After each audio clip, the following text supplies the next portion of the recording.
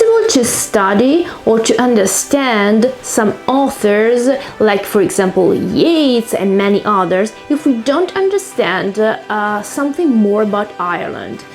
The history, the culture, and especially what was happening in Ireland during the 19th and 20th century.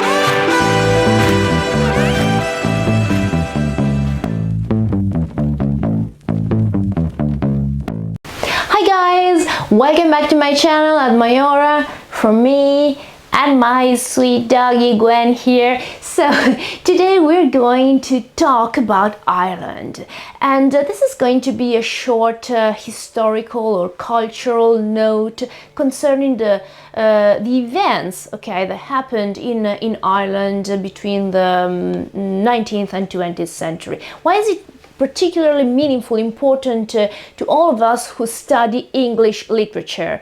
Well, first of all, because we call it English literature, but many authors were actually Irish. We can talk about Joyce, we can talk about Wilde, and especially we can talk about authors like Yeats. His work was so strictly connected to his to the culture of his country and the events of that specific period. So first of all, we have to remember that from the 15th century, Ireland had been ruled by the British government and exploited by the British government. And during the 19th century, basically, we can say that the whole country was in the hands of a few British, Irish, Anglo-Protestants landowners. Most of the times they didn't even live in their own lands or in Ireland. And the majority of people, so-called Catholic peasants, had to work and be exploited to pay taxes, and they lived in utter poverty. Obviously, hunger and illnesses, diseases were a great, huge problem, especially when the blight, which is sort of a crop disease, destroyed the potato crop. And that was almost the only food they could afford. And for that reason, almost 1 million people died from famine and starvation. And another 1 million people had to go away. They emigrated to Canada, to the United States. And except for short intervals, we can say that the English government kept basically governed or misgoverned the country, and the parliament in London was never able to properly act and face and somehow try to solve this incredibly dramatic problems that were in Ireland. And for this reason, a movement for independence developed throughout the years, and the name of the bill they actually requested was Home Rule Bill. You may have heard me talking about that a lot in my videos, Home Rule for Ireland. But basically, this was discussed twice and defeated twice at Westminster. And then the First World War struck, and in 1914, for the first time, the Home Rule Bill passed. But it was suspended until the end of the First World War.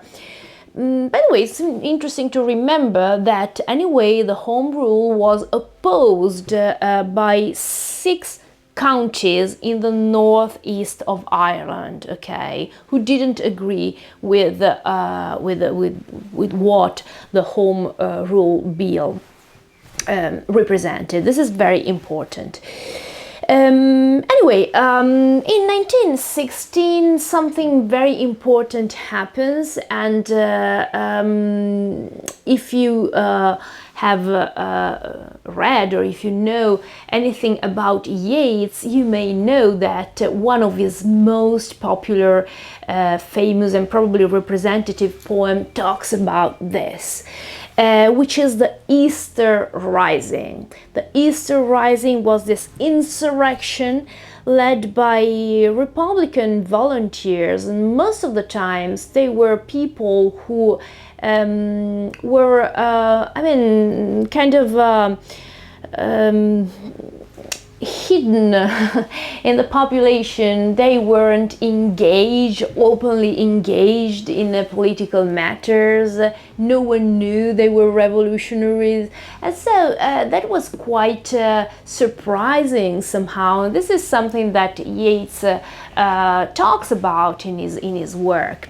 Well, anyway, unfortunately, it was a failure, and most of the leaders and the revolutionary people who took part or played a role were executed. That obviously provoked a new, renovated resentment against Britain in general and against the government, the British government. Until in 1921, so after the First World War, after the end of the First World War, finally there was a treaty that was the Anglo-Irish Treaty, and this treaty declared that Ireland was actually divided into 26 counties, and they were called, these counties altogether were called Irish Free State. Pay attention, you remember when I said that there were some counties in the north of Ireland that were against the Home Rule? Well, now six northern counties, which are called Ulster, remained British. Okay, so they weren't part of the Irish Free State, but they remained totally British. Now, obviously, this solution, which was a partially effective solution, didn't stop the unrest and fighting.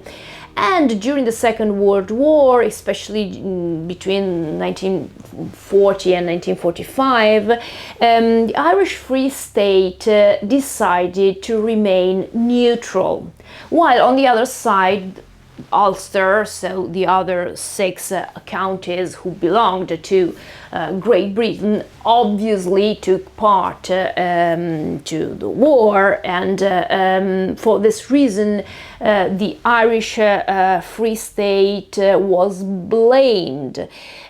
We can remember a speech, and during the speech Churchill attacked strongly the Irish Free State for not helping, okay, during the Second World War. Didn't help fight against the enemy and all that. Anyway, very important date, 1949. 1949 is the date when the Irish Free State, that wasn't actually free, actually became the Republic of Ireland. So completely independent and totally outside of the Commonwealth. So it wasn't a colony anymore, and didn't depend on the United Kingdom anymore. This is very important, and of course I know there are so many other events and everything is so much more complicated. This is a very short summary, just to give you a general idea. we can talk about that in details if you want. If you're interested, we can talk about history and people who took part in this incredible change, okay, historical change. But what is important for us is to remember that those authors who were born in Ireland and belong to that culture had to face the situation one way or the other. I don't know, Joyce, for example, he loved his country a lot. You remember Dubliners, and we know that his culture was a part of him. But at the same time, he even developed the idea of a character, the anti-hero. We know that. We've talked about that while talking about modernism a lot. And this hero was totally detached from fighting politics, ideals, or whatever it was. So this was one kind of reaction.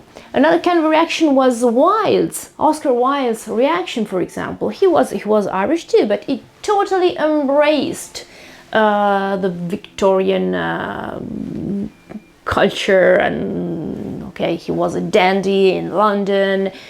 And then he regretted that, okay, in a way, and we know that. We have read this in my video when I read together with you an extract from the Profundis, and we know that he blamed it on the Victorian society, the fact that he was in prison and he relied on that society too much. But anyway, his relationship was much more woven to the English world rather than the Irish world. So he kind of got away and he escaped that kind of reality.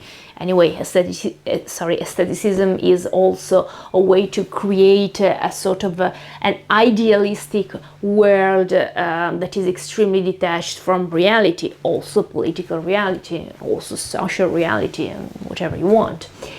And there are other authors like Yeats. Yeats was the opposite, okay? He totally belonged to his culture.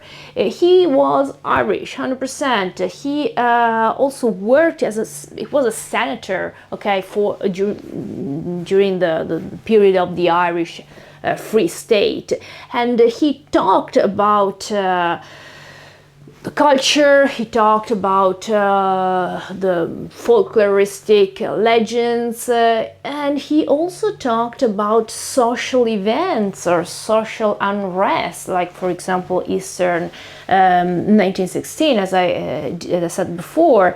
And he was absolutely convinced that not only we can say a political action, but also an intellectual action was very important to somehow develop and also preserve the identity of his country, which he loved very much.